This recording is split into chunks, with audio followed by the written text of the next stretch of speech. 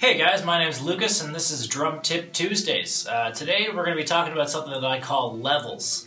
So levels is a term that I use to describe basically the notion that for every groove that you know how to play, or for every genre in general, you should have a whole bunch of different options for the complexity of what you're playing.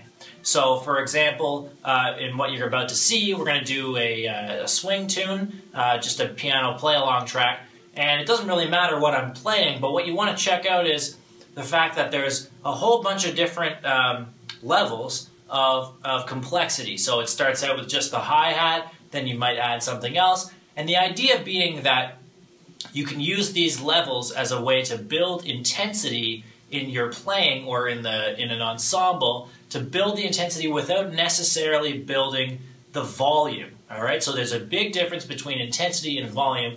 And of course, what usually happens is if you want to get more intense, well, we play louder. So yes, that works, but there's going to be limitations on that. For instance, if you're playing in a small club, or you want to have lots of different options available for how to build intensity without necessarily getting louder, because a complaint that I'm sure every drummer has gotten before is you're playing too loud, and we all get it all the time. So the more options we have for building intensity without building volume, the better. One of the ways to do that is through complexity, through basically deciding how much you're going to play, and that's what these levels are going to do. So without further ado, let's check out the video and we'll talk about the different levels right after.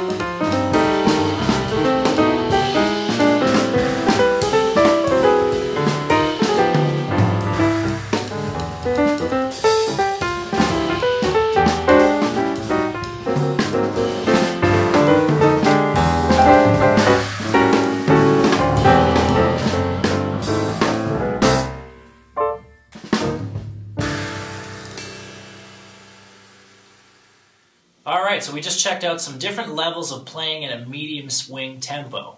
Another thing that I want you to think about when you're coming up with these levels You can use some of the ones that I use. You can come up with their own. There's lots more in there. Those were just some ideas. Those are the ones that a lot of the ones that I play all the time.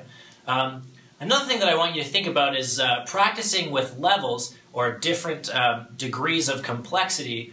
What you want to do is you always want to start slow, and you want to start with the easy ones. So start with just the hi-hat groove, or start with just the ride cymbal pattern in a medium swing tune.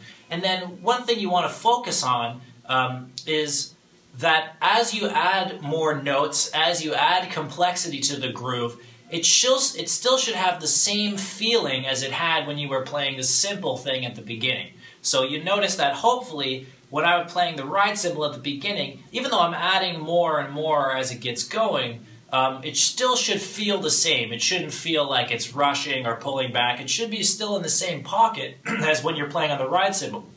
Now, this doesn't apply to only jazz music or just swing music. You can apply this to a rock groove or a funk groove. So if you're playing your basic rock groove, you know, just like 4 on the floor, super simple rock beat, as you learn more and more complex rock beats, and maybe it starts to turn into funk, you want to make sure that you're never losing that original feeling that you had when you're just playing that simple 4/4 solid rock beat. It should never feel rushed. It should never feel frantic, even though you're adding notes. And if you're finding that the more complex you get, the more frantic it gets, that's a good indicator that you should take the tempo down, go back to the basic beat, and slowly add the complexity so that you're able to maintain the same groove while just adding more rhythmic interest going on.